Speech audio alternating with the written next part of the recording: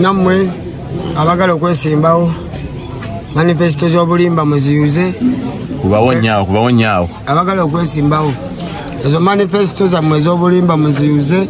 mumekinge sure mugenda kujja maaso gaffe mwogere ebintu ebituufu otherwise waliwo speech z'abantu ezitajja kuggwayo fe tugenda kwonona budde kuwuliriza muntu kasaawe nga byayogera bigasa ye yekka sooka okola research mu bizibu byaffe olyoka osabe ekifo kyagala okwesimbawo ng'otegedde ebizibu byaffe omanyi abamu mujja nga temweteeseteese naye guno omulundi tubalimu nnyo tugenda beetegereza guno omulundi nno kasengejja kaddala ojja guwulira abalonzi bali stede abalonzi bali rede ababalimba guli omulundi babeeretedde okwetegekera nnyo abajja guno omulundi manifesto yo girivising n'omusajja atunda ebinyebwa ku kyalo awo omugambe ddala bino ebintu byengenda okusomera ne biruma abantu baffe manifesto yo girivising n'owa bodaboda motoka soko givemu tule ku picha kuvuga olugendo nga mu binyumyako manifesto yo ginyumyemu n'abavubi manifesto yo ginyumyemu n'abalimi va mu kubeera eyo olowooze nti ogenda kujja owoze hero oyogere ebigambo byeyagala ojja kakasa speech oyinza obutagimalaayo basebo ne banyambo ekyo tukimanyi mukyo kyemukulembeza tusanisa obbalaba ekyo tukimanyi nakyo mugenda kizaako naye tugenda kulinda nnyo ekigambo ekyokuna n'okutaano kyemugenda okwogeramu abeesimbyewo bye bigambo byange otherwise abazze mu kusho yange mwebale nnyo mwebalire ddala toka tusubire kutwala wa Namboole mu Lwera oba wakuba kati Namboole y'olugo wagifudde kagogo katwagala kumanya osubugo tuwa assurance nti otuzza tutandika n'okweteekateeka wakati shozo bw'otakeera ku ssaawa 4 oba osubiddwa ekivulo bafaani baffe nabo bennyini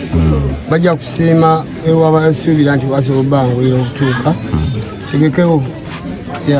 babaga split jam nga tusala amagezi kyonna kye batusaba kubanga ffe tuli mu services tulina basabi ngabo kye bayagala tuli mu radio week radio mujjukira ku ky'omugenzi mujjukirako bingi omutima omulungi omutima ogusalawo omusajja yeyogerera ate yantamu eri abagaba tukene bamujaji nganti yali omusajja wa kavuyo akola ine empisa embi kito omujjukira nga abantu tebakimanyi kuba mu kati mwali mubonga ko nga mbera kawa abantu tebakimanyi bana Uganda naye nga gwo kimanyi nga muyimbi munne abo bajaji nga njagala bagamba si malaika konsite kuli malaika kati gobudde bomalango jaji nga abalala mwenye nawo ina zero zo na mistake zo so konsi tugezeeko kwetereza si kuli jaji nga kuno si kuli judgment time twakuleko ng'ovaayo ng'ogamba nti federation yavaayo okuyambako mu kivulu kino kuba twala embeera bwe yali etambula ekivulu kino abeerayo tekiibeereyo bwetaba omusajja gwali ku stage eri bateekateeka ate gwali mu meeting za poliisi buli wamu nga gwaliwo federation teyalinawo yagambako nti ebyekuba kasima gaye bannaye omusajja mumute oba baalimu nga saamanya mbuliraako gwe naawe nze saalaba kuba twali kulaba musajja nga okeera kumanyi omuyimbi okuba nga alina ekivulu enkeera naye nga saawa 6 ali mu kivulu ku makya akeddewo kubanga amenga siwa nti enteekateeka etambula bulungi nga wabiraba bwe nabiraba kati ebibiina by'abayimbi tugenda tutuuka kubanga ebanga tuli awo nga tugamba nti saa tebamuyamba tugenda kutambula tutya mu mbeera eyo tujja kubaawo mbeera tubaddewo Bigayi yavuddeyo n'alaga nti ye Nansana municipality agyegwanyiza n'abanauganda balowooza ati olaba Bigayi avaayo kirabika ne Kabaka Saha naye yandivaayo n'agamba ab'essaidi ez'enakawuka eyo nange nzijja ajagulizaako kusibeeme ayogere bulungi n'abantu b'e Nansana ekiba nga kyekirooto kye gwe tukusuubire naye nti onoovaayo konogaba bannaye nze kazijja ku bwa kansala nze nkyali wano nawali naye ebbanga likyali lyo likyali mwaka mulamba olumasite lyatwetegereza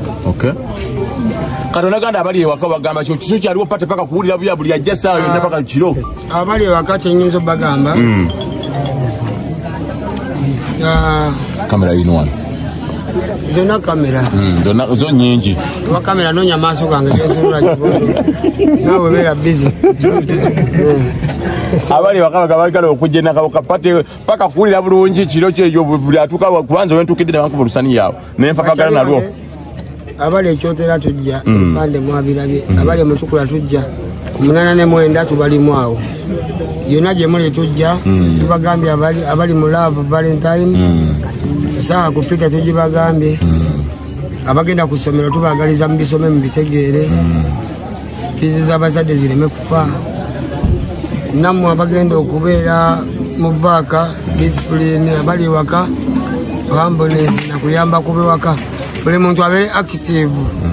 buli muntu abeere active obugabo buna bwakabaka saayo yebaza abantu n'abagenda okufumakusibe bingi nnyo sirina kyenja kwongerako munaye mu mbeera eyo naye nga enteekateekayo tuna tuli eno mu miceere tuli eno tulya tunywa tweyagala nzikibwa era akabola beno waggulu bannaye ensani ezisuse ezikuse ensani kikyate bannaye kuva mabega nga tubeereye erushere ne tugendeye egindi simanye Kanungu nga muli muzituwa nga tuli mutuwa owulidde ono Kagadi yonna nga mbeera naye naye omukwano gwe nnyina naye ye kyeyasigaza kintu eki buli musoja ansanga tanzikiriza kutambuza bigere ono gwolaba omwana akutambuza kati bwe nalabye ku kino kye yakoze mu nsi yonna gye bayita Uganda ekyewuunyisa ne ŋŋamba nange nteeka okubeera nga nnumba sa mukolereyo ekintu ekindaga nti saha wange okitegedde kaleera nkugamba ebintu bino naye funa emikwano emirungi ate nze nkufunye ekiwedde kati ngenze wa muhanji kituufu naye kijagala okubuuza bazayi banno bakoze zishozi kati Lord Fred Sebatta yakoze shema begakaawo abayimba bandi bakoze zishozi tusuubireyo eya Amiri Sengendo ekirungi amale okunywamu Katonda tewali buzibu kubanga yakajoli bijja kubanga leo nywamu wakati bazayi bonna bakoze zishozi kino nkyagadde nkyogerere ku Sanyuka TV olwaleero abantu abadde bambuuza abasinga obungi nga bambuuza nti muzeeyi Amiri lwaki banno bakola nga gwe tokola okubeera nti bakola ebivvulu nze gwolaba kino nkyogera ndi mu kamera ya Sanyuka nze nasooka okugamba Kenzo ne mugamba mukulu Kenzo nkooye okuyimba ndi musajja mukulu naye ate ndi mulwadde owulira naye mbadde nkusaba munkolereyo ekivvulu ogambe bamemba bonna abayimbi abato bonna obaŋŋambire nti muzeeyi Amiri tumukolereyo ekivvulu owulidde afune kasente kanaaba afunyemu konna nze tebankolera owulira kati nze ekinneewuunyisa ye Lord Fred Sebatta owulidde bwe yayita abantu abayimba mu matendo nze teyampika ne ŋŋamba kale nze nga bwe siri muyimbi wali mu kibiina ekyo nze nali matendo naye saha waalize noyogerera abantu kati nze teyampita ne ŋŋamba nti mwami Sebatta bwotyo bwokoze kansirike naye ekikugamba mwami Kenzo ekyo kyali kirowoozo kyange naye bannange ndi mulwadde omugongo gunnuma naye gwe Pulezidenti Kenzo nkugamba ekintu